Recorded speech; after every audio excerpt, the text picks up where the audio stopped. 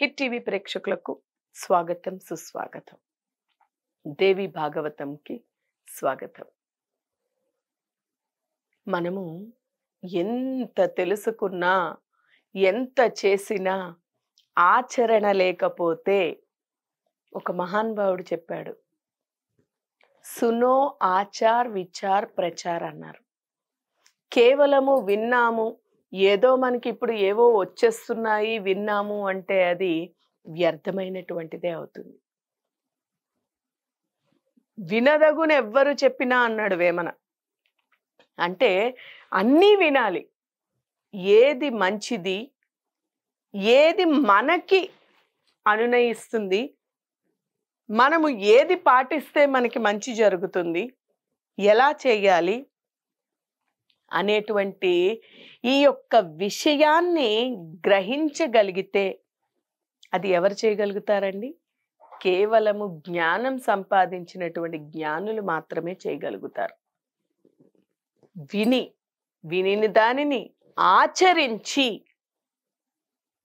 ఈ ఆచరించినటువంటి దాంట్లోని లోటుబాటులను తెలుసుకుంటూ విచారించి, అంటే లోటుబాటులు ఇది చేసినందువల్ల ఇలా జరుగుతుంది, ప్రతి విషయానికి ప్రతి కర్మకి మంచి చెడు అనేటువంటివి రెండు ఖచ్చితంగా ఉంటాయి.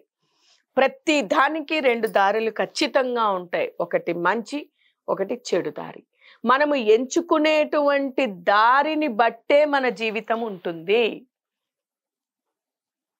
భగవంతుడు ప్రతి ఒక్కరిపైన ఒకే రకమైనటువంటి కరుణని చూపిస్తాడు. భగవంతుని దృష్టిలో అందరూ సమానులే.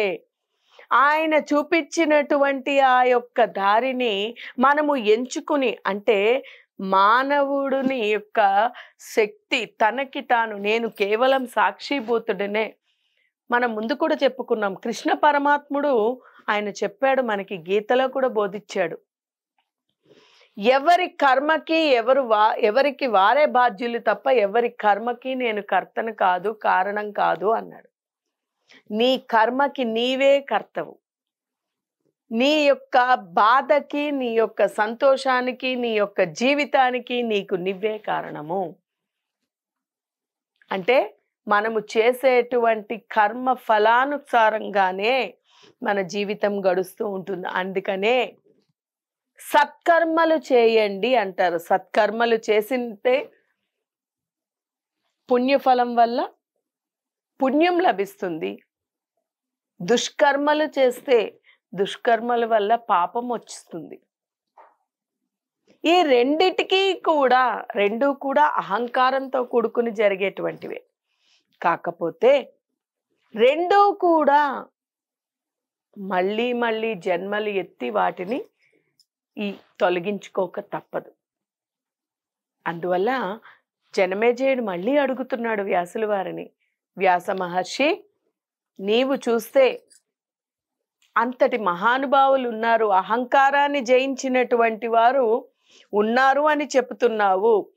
ఈ అహంకారం ముల్లోకాలలోని అటువంటి వారు ఉంటే వారికి దాసోహం అంటున్నావు. మరి మా తండ్రి చేసిన పని ఏమిటి? అంటే అహంకారం కాకపోతే ఇంకేమంటారు? ఒక చనిపోయినటువంటి సర్పం, జీవం లేనటువంటి ఆ సర్పాన్ని తీసుకువచ్చి తన మానాన్ని తను తపస్సు చేసుకునేటువంటి ఒక తపస్వి మెడలో వేసాడే నా తండ్రి. అయ్యో, ఎంతటి అపరాధము చేశాడు!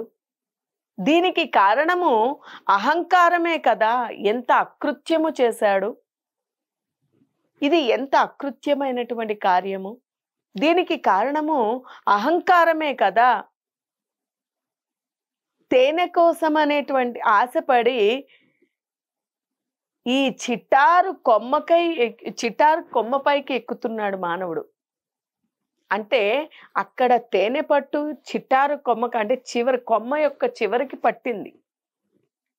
ఆ తేనె పట్టులోని తేనె ఉంది కాబట్టి తేనెని సంపాదించాలి అనేటువంటి ఉద్దేశంతోనే మానవుడు చివరి వరకు వెళుతున్నాడు. కానీ ఈ యొక్క కొమ్మ యొక్క చివరి దాకా వెళ్ళాడు అంటే కనుక ఆ జీవుడు మరణిస్తాడు, పైనుంచి కింద పడిపోతాడు అనేటువంటి స్వల్పమైనటువంటి ఆ సంగతిని గుర్తించలేకపోతున్నాడు. ఎందువల్ల? ఎలాగైనా సరే ఆ యొక్క తేనెని మనం సంపాదించాలి అనేటువంటి కోరిక, అహంకారం వల్ల ఆ రకంగా జరుగుతోంది.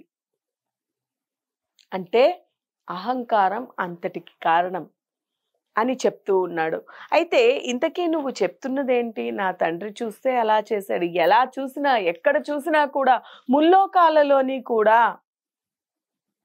దీనిని జయించి ఎవరిని చూసినా ఎలా అర్థము చేసుకోవాలో తెలియడం లేదు.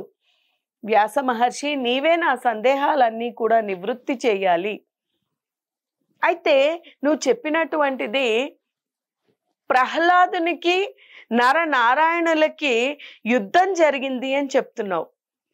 అసలు ఇది ఎందుకు జరిగింది? నరనారాయణులకి ప్రహ్లాదుడికి యుద్ధం జరగడం ఏమిటి? భక్తుడైనటువంటి ప్రహ్లాదుడు నారాయణుడితోనే యుద్ధం చేయడం ఏమిటి? ఏమిటి మాయ? ఏమిటి వింత? ఇప్పుడు చూడండి, మనం ఉన్నాము. మనకి ఇష్టమైన వాళ్ళు, లేకపోతే మనకి దైవంతో సమానమైనటువంటి ఆ పరమాత్ముడితో యుద్ధం చేస్తామా? ఒక భయం, భక్తి, ప్రేమ అనేటువంటివి అడ్డొస్తాయి.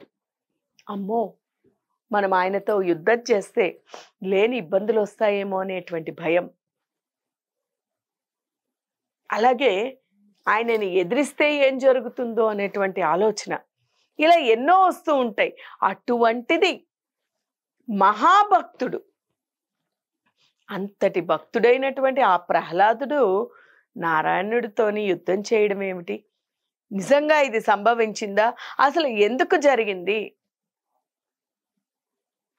నాకేమీ అర్థం కావడం లేదు అని అడగడం జరిగింది. వ్యాసుల వారు, నీవు సంకోచించక్కరలేదు, నిజంగానే ప్రహ్లాదుడికి నరనారాయణులకి మధ్యన యుద్ధం జరిగింది. ఎందుకు జరిగింది అనేది మనము రాబోయే ఎపిసోడ్లో తెలుసుకుందాం. హరి ఓం తత్సత్.